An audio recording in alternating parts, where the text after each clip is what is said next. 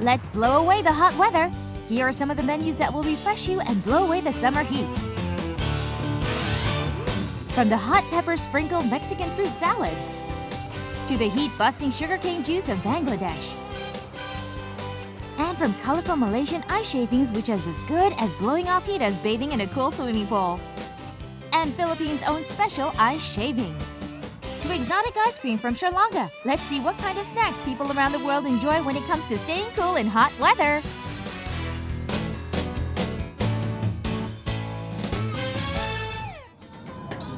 Mexico is a large city located in Middle America. Most part of the landmass sits 1 kilometer above sea level on a mountain plateau. Because of its large size, a wide variation in climate exists from region to region. As Mexico is called the land of passion, things get hotter than the real temperature. Then how do the Mexicans blow off the heat and cool down in hot weather? This is a food and drink vendor street in Mexico City. While looking around in curiosity, something caught our attention. They were a variety of tropical fruit juices. For thirst, fruit juices sound wonderful, but there's something else the Mexican people would choose. And that's the Mexican-style fruit salad. The chunks of fruit in the cup look definitely tempting.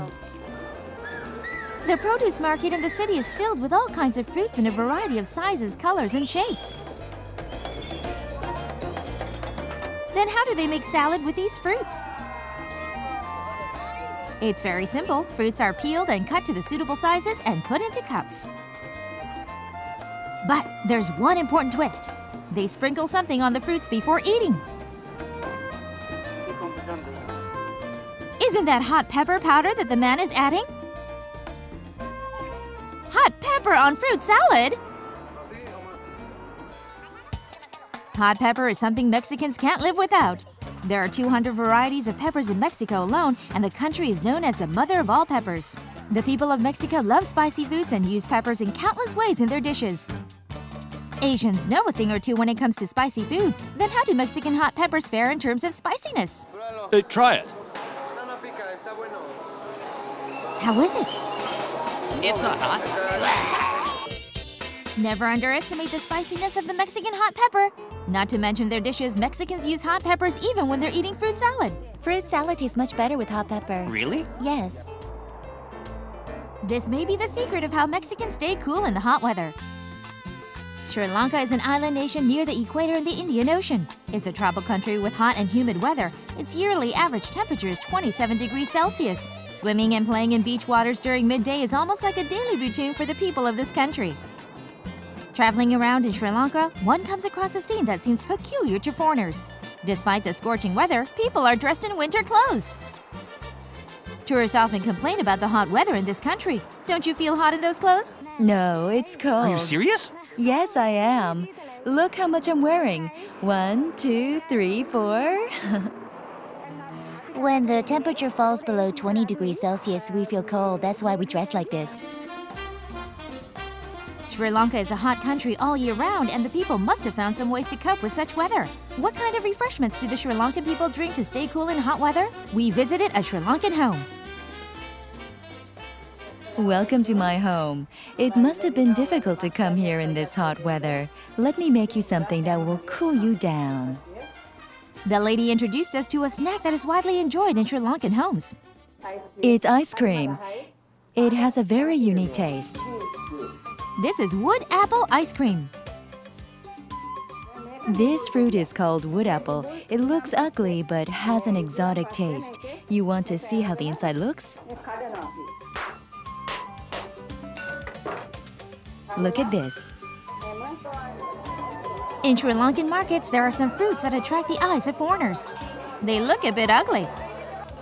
It's a tropical fruit called wood apple. This wood apple is said to be the favorite fruit of elephants. Try it!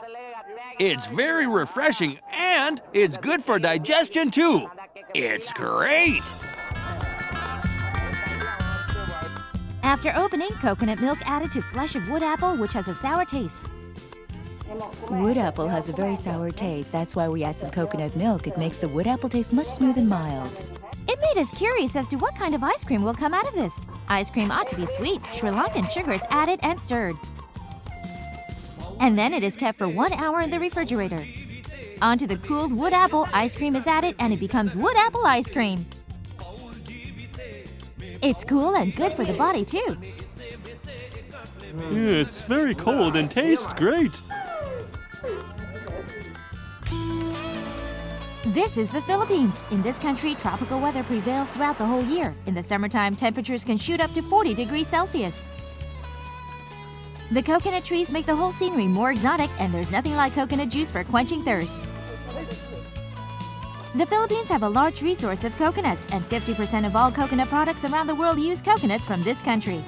They cut a freshly picked coconut, open it with a blade, and drink the juice inside. This is how people here get away from the hot weather. It's great. Very refreshing. Wherever you go, there are plenty of coconuts. We drink coconut juice all the time. Drinking the juice is the best way to blow off the heat. Playing in a swimming pool may be the best way to stay cool in hot weather, but some cold refreshments can be a big help too.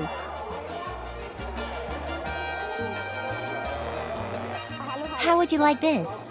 This is coconut ice shaving called Halo Halo. Hello Hello is very lavish ice shaving treat. You want to see how it is made? Just looking at the array of ingredients is enough to make one wait in anticipation. Halo Halo means everything mixed up. Onto shaved rice, fruits, and 12 colorful ingredients are added.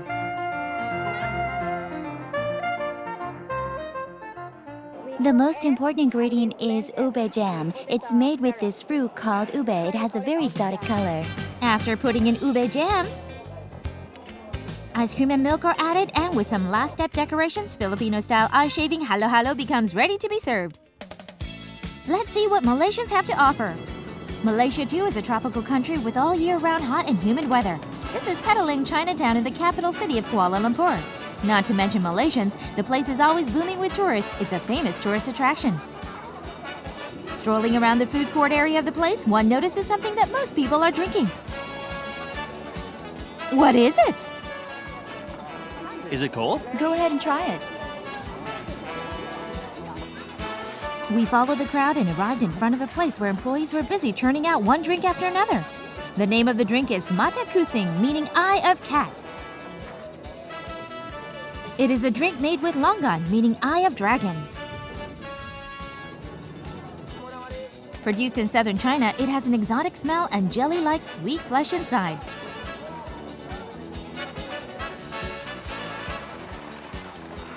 Mata Kusing is made by mixing ice and longans to water that was boiled with pumpkin. It's a famous drink tourists do not forget to taste. It's the best when you want to blow off the heat. There's nothing like it. You want to try?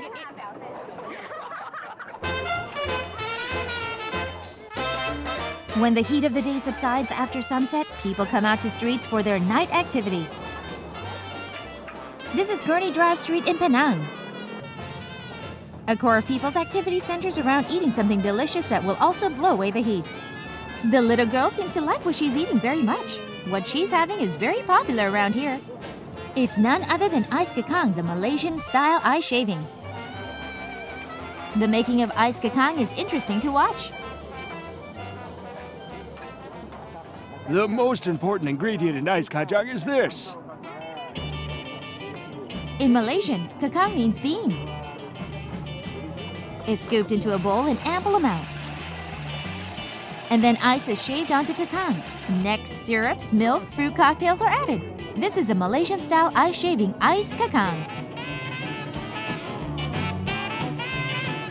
This ice kakang will surely beat the heat. It's nice and cool. Bangladesh on the upper reaches of the Ganges River. It's a country with more than 230 rivers.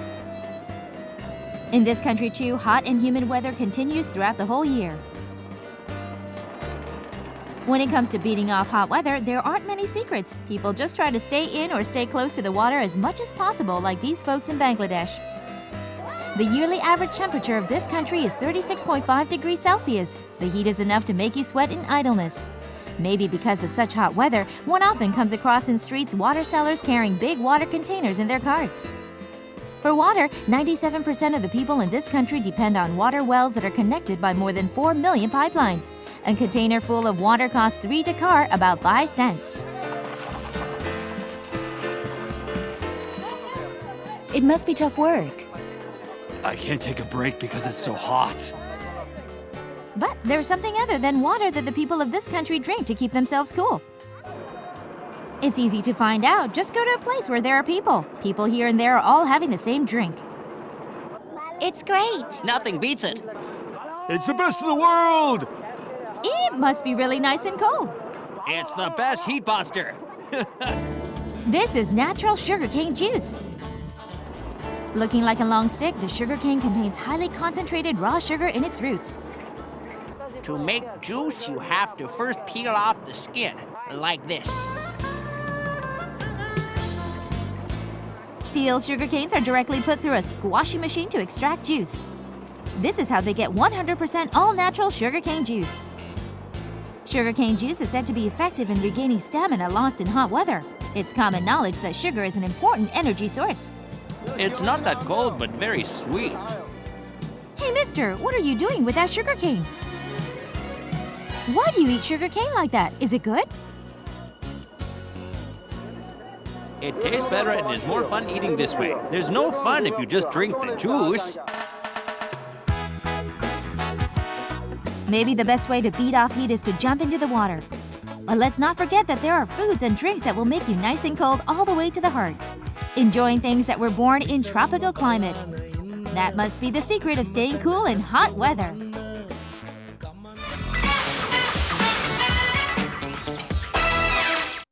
India has the largest number of cows in the world, and it is their heaven on earth. Let's meet the cows which roam the streets of India and learn about traditional Indian butter with fresh milk. There are strange-looking heaps in Indian villages. What are they? We'll show you how cow dung is transformed into a necessity of daily life. Cows' heaven on earth, a nation blessed by cows. Let's go to India!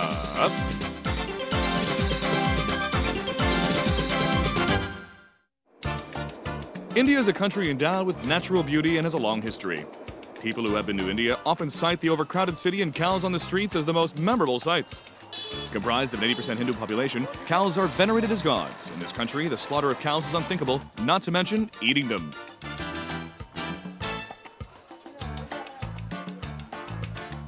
Cows freely roaming on busy traffic roads and throughout the city is a common sight. It is estimated that about 35,000 heads of cow are living in the city. At one time, the government tried to send them out of the city, but to no avail. They still occupy the city in large numbers as in the past. Ooh, welcome to India. They don't fear or even try to avoid men. Oh, they're not afraid of us. Sometimes they're even treated better than men.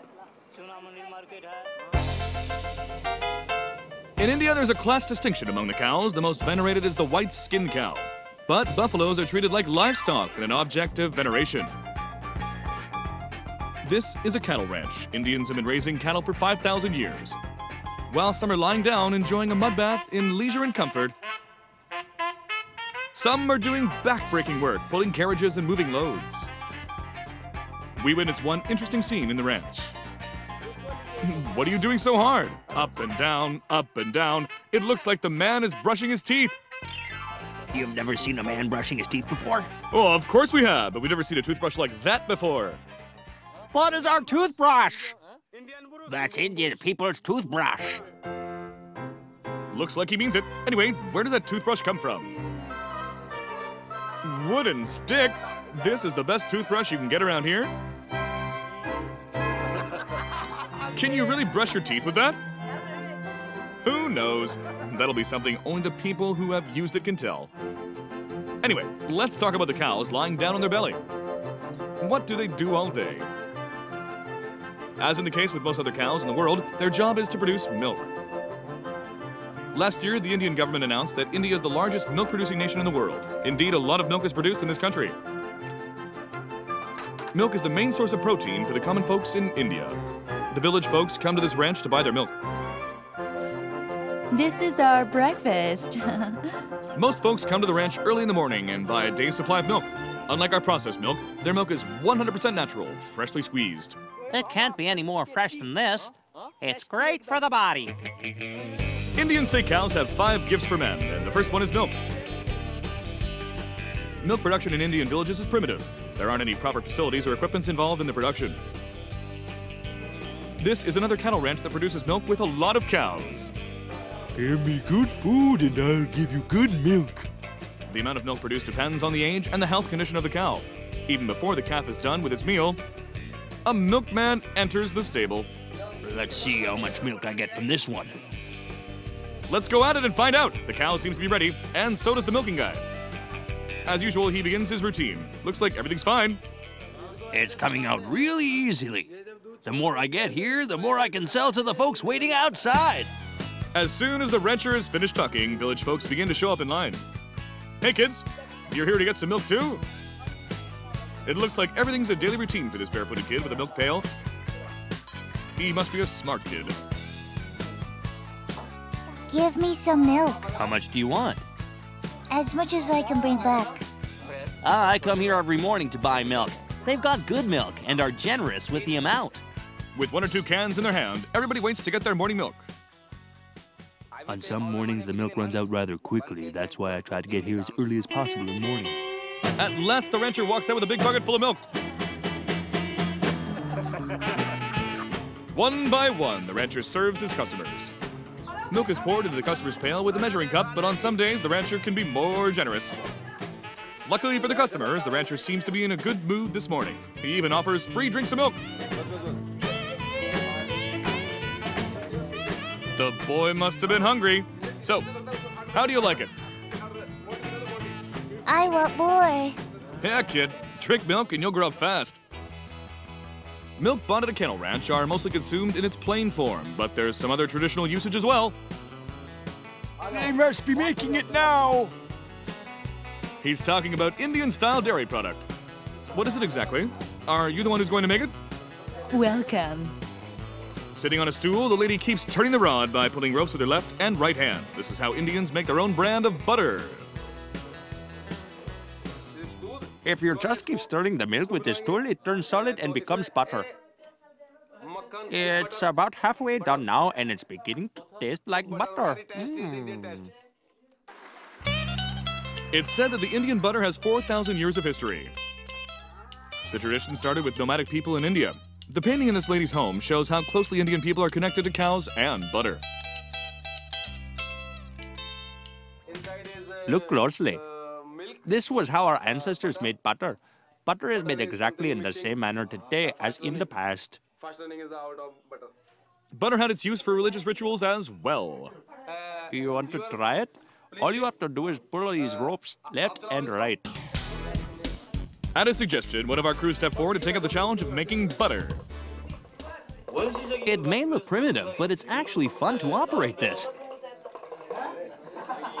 I can sense in this tool some age-old wisdom of the Indian people. At that moment, disaster struck! Oh, you broke it. What do I do now?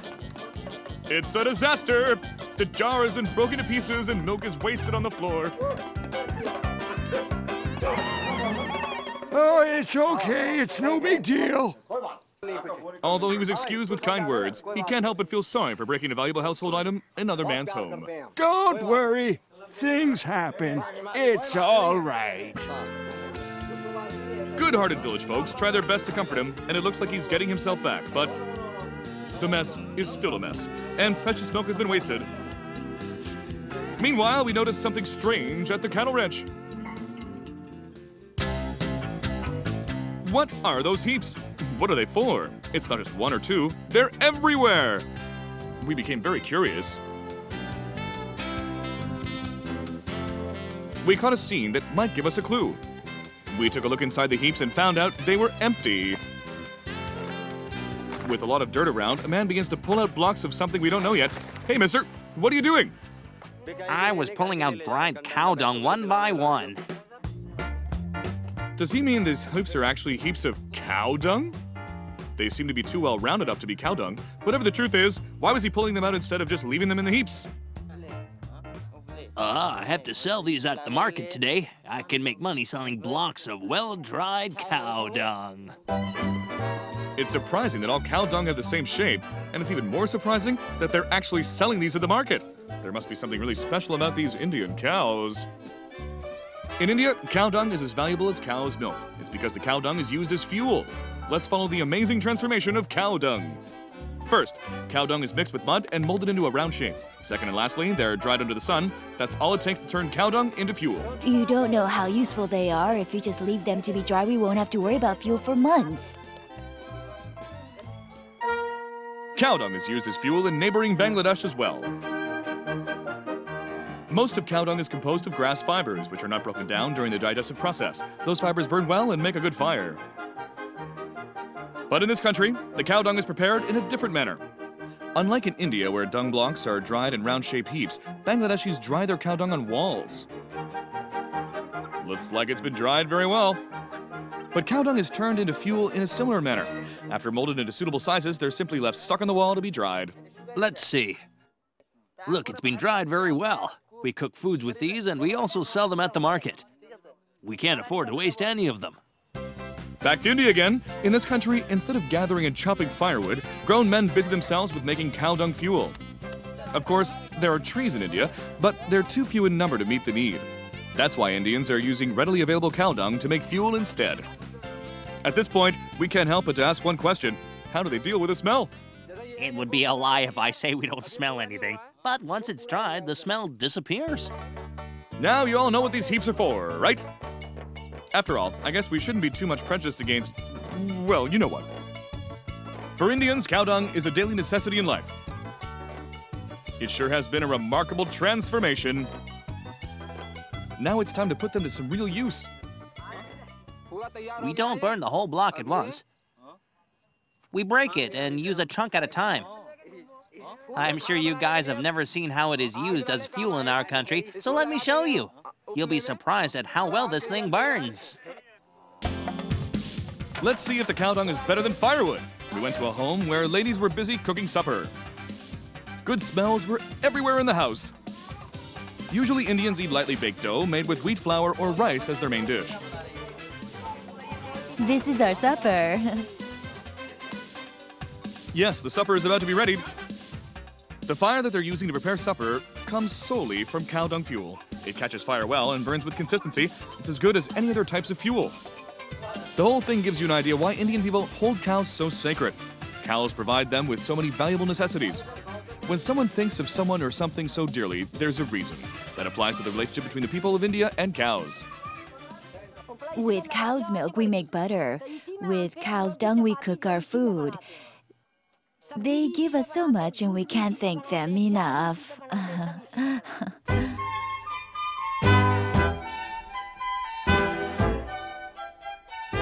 For a long time, cows have been venerated in India. We now have a better understanding why.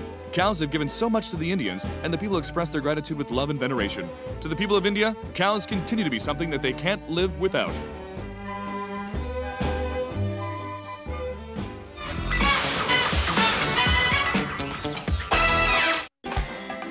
The island of Japan is on fire.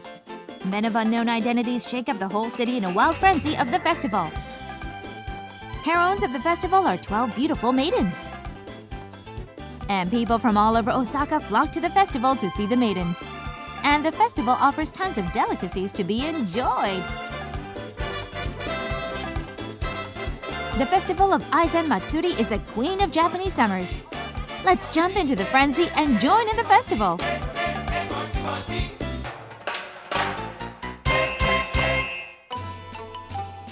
Osaka is the second largest city in Japan following Tokyo. Compared to the other parts of Japan, summer in Osaka is long, hot, and humid. In Japan, more than 2,400 festivals of various themes are held annually. Among these festivals, Osaka is famous for holding the first summer festival of the year.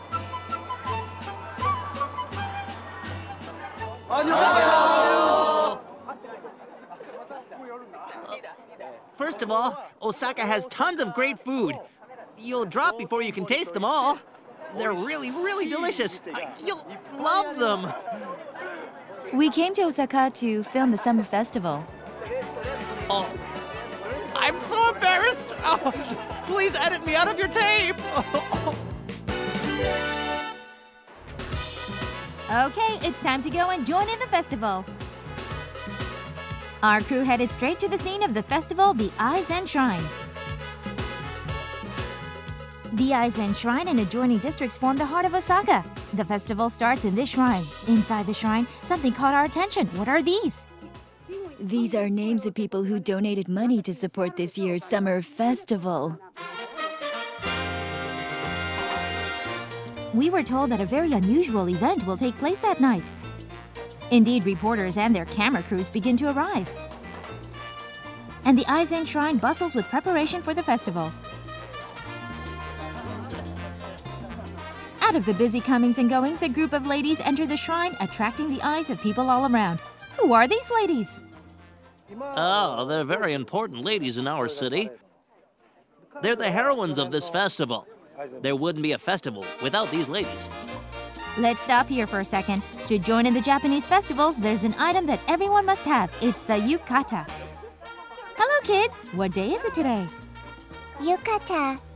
It's the day we wear yukata. Today is a joyful day.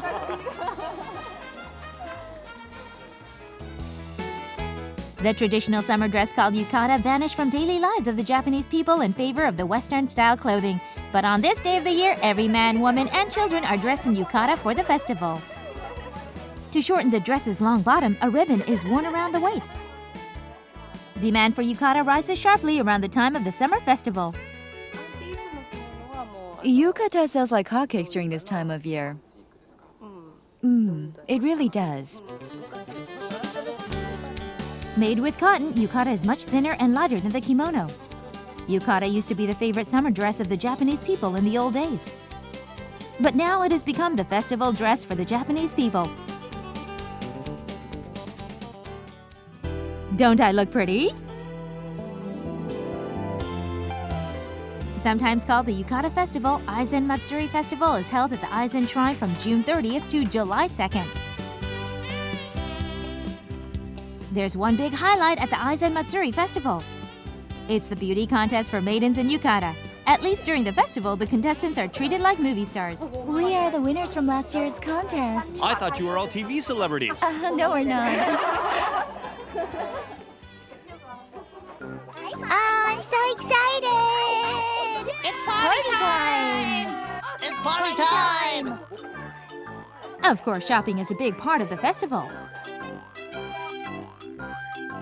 Shops of all sorts are set up during the festival, and they add to the atmosphere of festivities.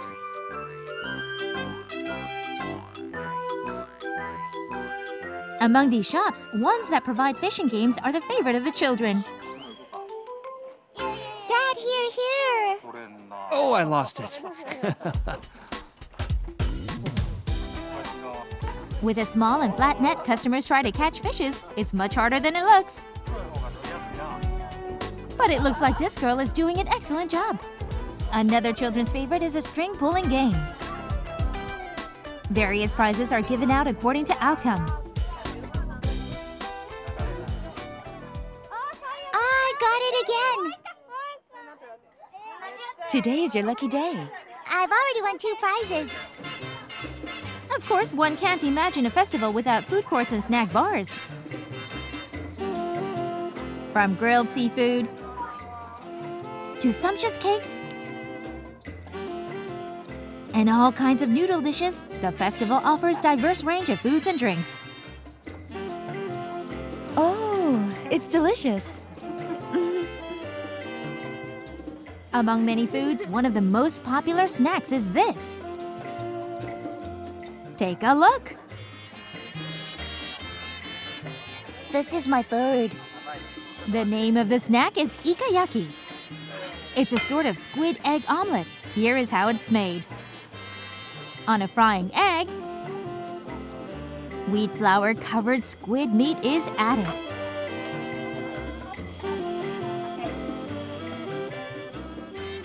Chewy squid meat in egg omelet is the secret of its popularity.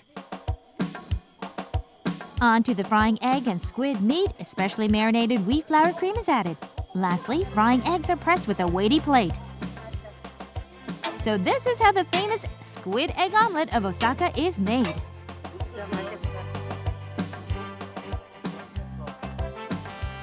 You should eat it while it's still hot.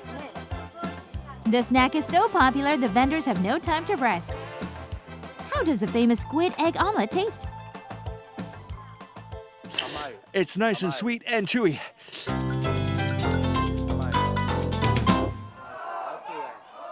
Suddenly, the atmosphere in the Aizen shrine takes a turn. To the camera flashes of reporters. A group of men in blue shirts and a series of lavishly decorated palanquins, each carrying a lady inside, enter the shrine. The Aizen Matsuri begins. Aizen Matsuri is a folk festival of Osaka in which people pray for good health during the hot and humid summer season. The festivities start off with a vibrant ceremony of raising and turning the palanquins of beauty contestants.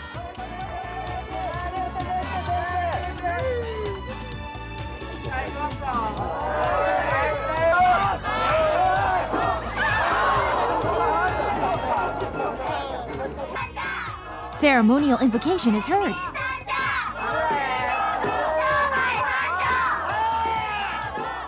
The palanquin ceremony may look a bit dangerous, but the people of Osaka take great pride in the fact that it has been performed every year in its original form for more than 1,000 years.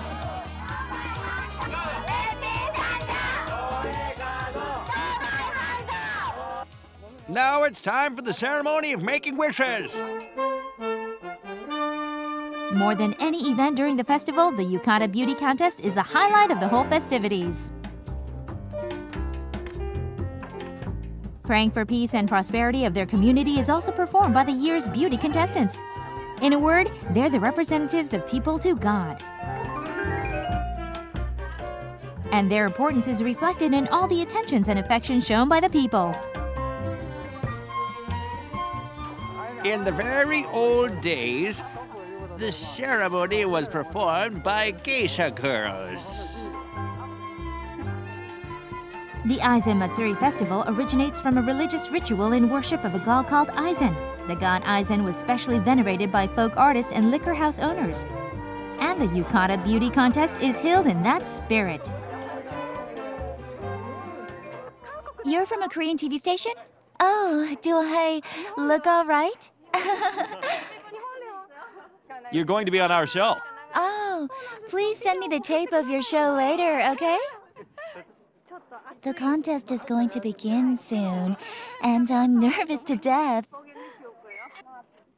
Please wish us good luck. That evening, the highlight of the festival, the beauty contest, starts at last. The opening show is performed in celebration of the contest. Talented and pretty contestants wait for their turn in great anticipation. Even in the rain, the venue is bustling with people who came to see the contest. Out of the 12 contestants, 3 winners are decided after various talent contests.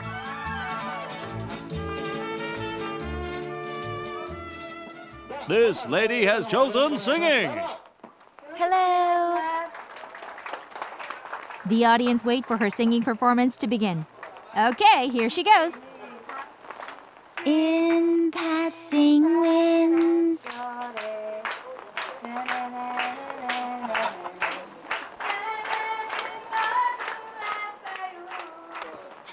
I'll do my best. Please be kind. Each contestant shows off her own talent on the stage. From disciplined movements of kendo to the elegant singing performance. Who's going to be the first prize winner? The winners are about to be announced. The first prize winner is... Contestant number 6. Congratulations!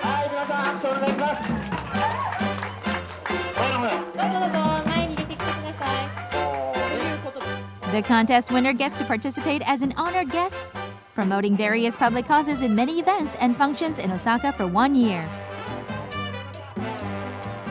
And so the beauty contest ends. Let's hear from this year's first prize winner. I'm so glad I won the top prize. Thank you. I won! The festival of Aizen Matsuri breathes refreshing air and vitality to the city of Osaka during the hot and humid summertime. But the real beauty of the festival can be found in the people's pride in their cultural heritage and celebration of its traditions.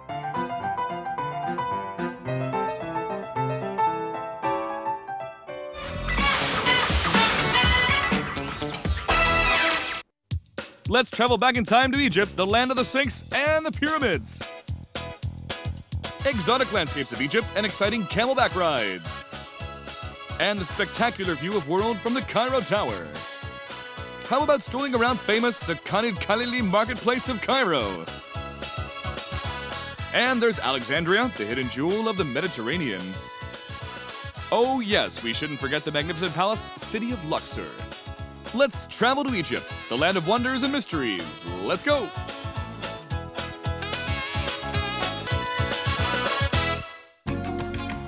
Located in the northeastern part of the African continent, Egypt is often referred to as the land of wonders and the son of the Nile River. With great pride in the heritage, about 70 million Egyptians inhabit this land of wonders and history. Historical ruins lying in every direction make it possible for tourists to travel back in time to more than 3,000 years ago. And the glory of the ancient civilization and all of its relics are enough to leave tourists speechless. If you see and learn more about Egypt, your respect for this country will surely grow. Go and visit as many places as possible, and you'll understand what Egypt is all about. Okay, let's start our journey to the heart of Egypt. Of course, the first thing that comes to mind when thinking of Egypt is the pyramids. Standing tall in the backdrop of a vast desert, pyramids play a big role in attracting 8 million tourists every year to this country. I've always wanted to come here and see the pyramids for myself. They're truly magnificent. Along with the pyramids, there's another excitement for tourists. It's the desert cruise on Camelback. Hi, would you like to get on my back? You can't say you've been to the desert unless you take a camelback ride. Mine is the prettiest camel around here. By the way, what are they talking about so seriously? I can't go any lower than that, really. I already gave him a good deal. Haggling the rate for a camelback ride is said to be a must for tourists. A ride usually costs from $5 to $10. At full height, a camel is taller than 2 meters, dwarfing most grown men. Oh no, it's scarier than I thought. Don't worry, just hold on the handle and you'll be fine. Called the Ship of the Desert, cruising the desert on the back of a slow-paced camel can be quite a fantastic experience. The camelback ride through the Egyptian desert is definitely a thing that tourists should not miss. Okay, let's move on to another attraction of this fascinating country. The capital of Egypt, Cairo is the largest city in the African continent. In Cairo, there's a place that attracts a large number of people all year round. One can sense the popularity of this place by looking at the streams of people buying tickets to go in. This is the Cairo Tower in Egypt. Built in 1961, the tower stands at 187 meters. Loved by the people of the city as the symbol of Cairo, its most popular spot is the observatory on the top floor. From this observatory, people can see the River Nile gently flowing through the middle of Cairo and the panoramic view of the whole city. Thus, the observatory is always booming with tourists and local residents alike. This is the best place to be when dating. It's also nice to come here when you're feeling down. When you're in Egypt, don't forget to visit the Cairo Tower Observatory. From the spot, you can see not only the whole city of Cairo, but also the mysterious pyramids of King Khufu, which is one of the 7 wonders of the world. After coming down from the Cairo Tower, you might be interested in visiting the Khan el-Khalili marketplace. Watching people in the busy marketplace is half the fun. This is the biggest market in Egypt. They got everything here. First time, you should always ask for a discount. In terms of history and size, the Khan el-Khalili is definitely the #1 marketplace in Egypt. It's said that the city tour of Cairo is never complete without the tour of the Khan el-Khalili. In every direction you turn, there are thousands of items and souvenirs in every shape and form and color that reflect the indigenous culture of this land and people. In this big marketplace, there are so many things to see that time flows by really quickly. Are you having a good time touring the marketplace? Let me show you something. This perfume has a fantastic smell. You'll love it. In this place, everything looks special, however petty they may be in reality, and even haggling for the price is fun. If you want to see and mingle with ordinary folks of Cairo, the Khan al-Khalili is the place to visit. Egypt is a country with hot weather, and tourists often find themselves tired and thirsty. We visited a cafe that is said to have never once closed its doors during the last 250 years. Looking around, we found out almost everybody in the cafe was having the same menu. It might be quite a menu. Anyway, what is it? This is Egyptian tea called shay. A spoonful of sugar is added, and you drink it while it's hot.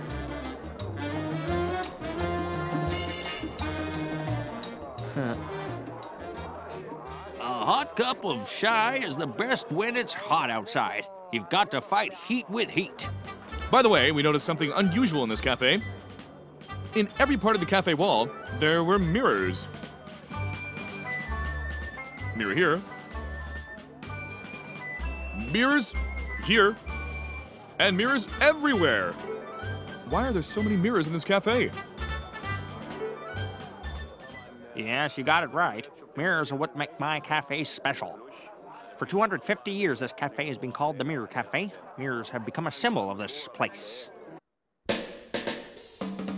After quenching thirst in the famous Mirror Cafe, we went out to wide-open Karun Lake. The lake is 50 kilometers long east-west in width and 12 kilometers long north-south. Because of its vast sea-like size, people call it the Salt Lake. As people say, it tastes salty like seawater. It's no wonder that the lakeside looks like any other seaside beaches. At the lakeside, tourists are busy picking up something. Look at this. It's only a lake, yet it has this many shells. Isn't it pretty? When I'm here, I feel like I'm at a real beach. I could get shells here too. To the tourists, this lake is as good as the real sea. Karun Lake is a very popular spot for dating as well as family outings. The lake welcomes visitors with its own brand of atmosphere and attraction, which can't be found at other beaches. Not only that, people can fish in Karun Lake. We met some fishermen who were pulling their boat onto the shore. You're too weak. Get your strength together. Let's go get raw. But there's a pleasant reason why the boat is so heavy. The Salt Lake turns out to be a treasure chest for seafood. I'm happy that I came here. Everything's beautiful and this lake makes me feel real fine. I'd love to come back again. We turned north and headed to Alexandria to see the real sea and beach. Driving out of Cairo, it takes about 3 hours. Alexandria, called the hidden jewel of the Mediterranean, is the second largest city in Egypt. To the satisfaction of tourists, the atmosphere here is very calm and relaxed. Hey, look at this! I just caught it! The sea in front of Alexandria is famous for being clean and is an excellent fishing ground. Nothing beats the fish we catch in Alexandria. They're the best. Like a small fishing village, Alexandria feels nice and simple and quiet. After seeing the real beach, we went for the next attraction of the city. The next building is Montaza Palace of Alexandria. The main lobby of the palace feels classy and luxurious. A man standing at the entrance caught our attention. I'm dressed in traditional fashion because it adds an exotic air to the place. The Montaza Palace was built in 1892 during the reign of Khedive Abbas II. The place is alive with more than 100 years of history. For a long time, it had been used as a summer palace for the royal family, but now it's been turned into a luxurious hotel. In the main lobby, there are many items and furniture that the kings actually used. It's small fun to examine their cushioned chair in which the king sat. Spending time around this palace reveals many more interesting features, and the knowledge that the place had been a royal palace adds intrigue to the whole experience. Famous for its classy atmosphere and antique charm, the hotel attracts many guests. This place used to be the summer palace of the royals, so as you can see, the interior is quite luxurious. Look at those pillars. It is made of the highest quality marble, and so is the floor. Only the best materials were used in the building of this palace. Now it's time to head back south to Luxor, the greatest tourist site in southern Egypt. Located in the midstream of the Nile River, Luxor is known as the City of Palaces. Driving through modest downtown on horse carriage, one can feel a sense of being back in time. This is one of the charms Luxor has to offer. We first visited the famous Temple of Luxor. The place is a major tourist site. The majestic grandeur of the whole site is simply breathtaking.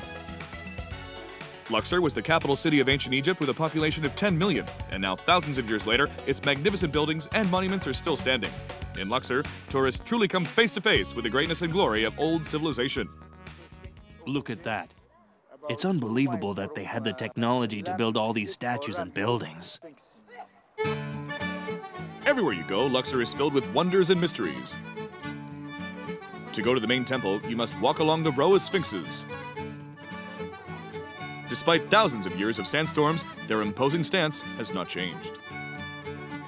I heard that the original Sphinx row was much longer than now.